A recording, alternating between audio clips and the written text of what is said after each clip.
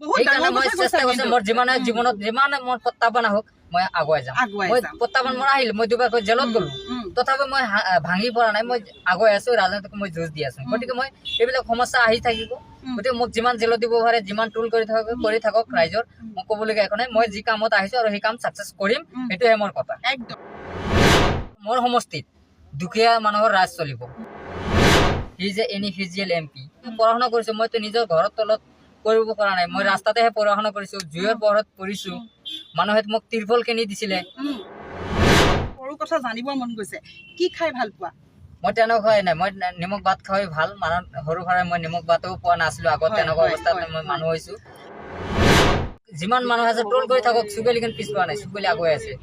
Troll কৰি থাকক, মোৰ কোনো আপত্তি নাই, কাৰণ চুগেলি আগুৱাই গৈছে, চুগেলি পিছ পৰা নাই।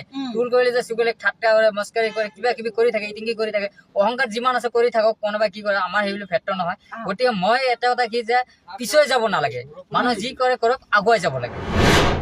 মই বহুত ব্যস্ত থাকো, ব্যস্ত থকাৰ কাৰণে হয়তো সময় দিব পৰা নাই, কাৰণ ইলেকশ্যন আহি আছে এতিয়া, ইলেকশ্যনত ব্যস্ত থাকো আৰু নিজৰ টাইম দিব পৰা নাই, এনেকুৱা অৱস্থাতে আপোনাক বহুত মিছ কৰি ফোন কৰিছে, মোক বহুত মিছ কৰি আছে, কিন্তু মই একচুৱেলি সময় দিব পৰা নাই, বহুত কি আছে মানে এটা আমি ব্যস্ত হৈ থাকো।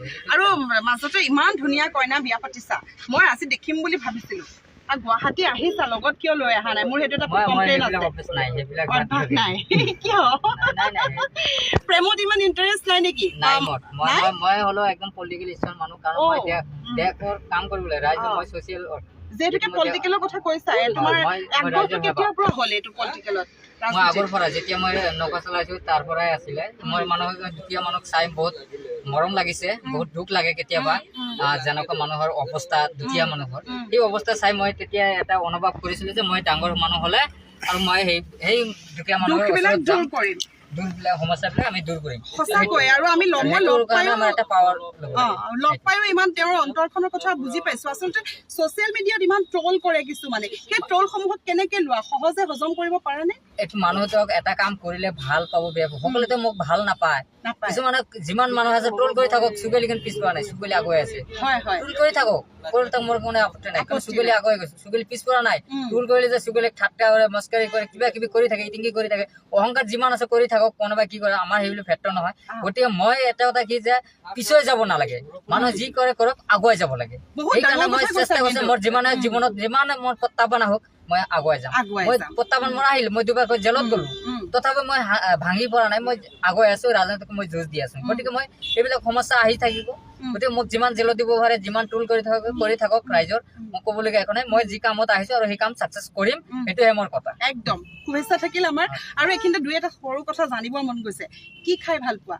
মই তেনেকুৱাই নাই, মই নিমখ ভাত খাই ভাল, মানে সৰু সুৰা মই নিমখ ভাতো পোৱা নাছিলো আগত, তেনেকুৱা অৱস্থাত মই মানুহ হৈছো।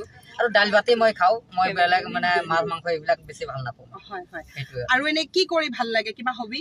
মোৰ এটাই ভাল লাগে, মই ৰাইজৰ সেৱা কৰাটো ভাল লাগে, যাতে মানুহৰ দুখ বেদনাৰ কথাটো, মোৰ অন্তৰৰ কথাটো বুজি পাওঁ, কাৰণ দুখীয়াই বুজি পায়, দুখীয়াৰ বাহিৰত বুজি নাপায় যে আমি কেনেকুৱা আছো, কেনেকুৱা বেদনাত আছো, কেনেকুৱা সমস্যাত আছো। সেই কথাটো ডাঙৰ মানুহৰ সময় নাপায়, কিন্তু যেতিয়া দুখীয়া মানুহৰ ওচৰত দুখীয়া মানুহ যাব, তেতিয়া সেইবিলাক কথাটো আদান প্ৰদানটো কৰিব পাৰে। কেতিয়াবাতো তাৰ মাজত মনটো বেয়াও লাগে, বেয়া লাগিলে কি কৰা?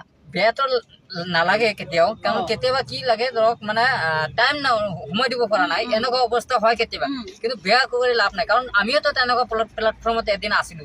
আজি যে মই তাক ঘিণ কৰিম বা অৱহেলা কৰিম, মই ক'ত আছিলো? মইতো তেনেকুৱা এটা প্লেটফৰ্মত আছো। মই যেতিয়া পঢ়া শুনা কৰিছো, মইতো নিজৰ ঘৰৰ তলত কৰিব পৰা নাই, মই ৰাস্তাতেহে পঢ়া শুনা কৰিছো, জুইৰ পোহৰত পঢ়িছো, মানুহে মোক তিৰপল কিনি দিছিলে, তিৰপলো নহয়, পেপাৰ বুলি যিটো কোৱা হয়, এইটো আপোনাৰ যিটো একদম কম দামৰ যিটো পেপাৰ, সেইটো কিনি দিয়া হৈছিলে, তিৰপলো নহয়, তিৰপল কিনা মোৰ পইচা নাছিলে। তেনেকুৱা অৱস্থাত মই জীৱন যাপনটো পাৰ কৰিছো। আৰু তাৰ পৰা তুমি ৰাজনীতিত যেতিয়া আহিছা, বা মানে আমি যেতিয়া তোমাক ধৰা তুমি জিকিলা, ৰাইজৰ কাৰণে প্ৰথম কাম কি কৰিবা, বিশেষকে দুখীয়া মানুহখিনিৰ কাৰণে? মোৰ একটা কথা হ'ল যে মোৰ বিশেষ কাৰণটো তেনেকুৱা নাই। মোৰ কাৰণটো হৈছে কি, মোৰ সমষ্টিত দুখীয়া মানুহৰ ৰাজ চলিব, এক নম্বৰ কথা। দুই নম্বৰ কথা হৈছে, যিবিলাক আমি দেখা পাইছো আমাৰ গুৱাহাটীত, বিশেষকৈ আমাৰ ধুবুৰী বৰপেটাৰ মানুহবিলাক ফুটপাথত বটল কুৰাই আছে। মই নিজকে তেতিয়া মই ক'ত আছো মই নাই, মানুহে চাই থকা টুল কৰি এই মানুহটো মুছলিম মানুহ, তেতিয়া এটা গাত লাগি যায় যে এই মানুহটো কৰ্ম কৰা কিয় কৰা নাই। যি ধৰ্মৰ মানুহ থাকক, আমাৰ ক'বলগীয়া একো নাই। আমি কথাটো হৈছে সেই মানুহজনক যদি আমি কিবা এটা কৰ্ম সংস্থাপন দিব পাৰো, সেই মানুহজন আৰু বটল ঘূৰাব নালাগে। বা কিবা লেবাৰ কাম কৰি আছে, কিছুমানে গুৱাহাটী আহি কিবা এক্সিডেণ্ট হৈ মৰি আছে, কিবা কিবি আছে, ঘৰত পোহপাল দিয়া প্ৰব্লেম হৈ আছে। কিন্তু মোৰ বিশেষ দুখ লাগিছে বটল ঘূৰাটো, বটল ঘূৰাই আছে মই দেখা পাইছো। সেইবিলাক কিন্তু আমাৰ মুছলিম মানুহে কৰি আছে। গতিকে সেই মানুহজনৰ চেষ্টা আমি হোৱাৰ লগে লগে সেইটো আমি কৰ্ম সংস্থাপন দিম, যাতে তেওঁলোকৰ ভৱিষ্যত আগুৱাই যাক, আমি সেইটো কৈছো।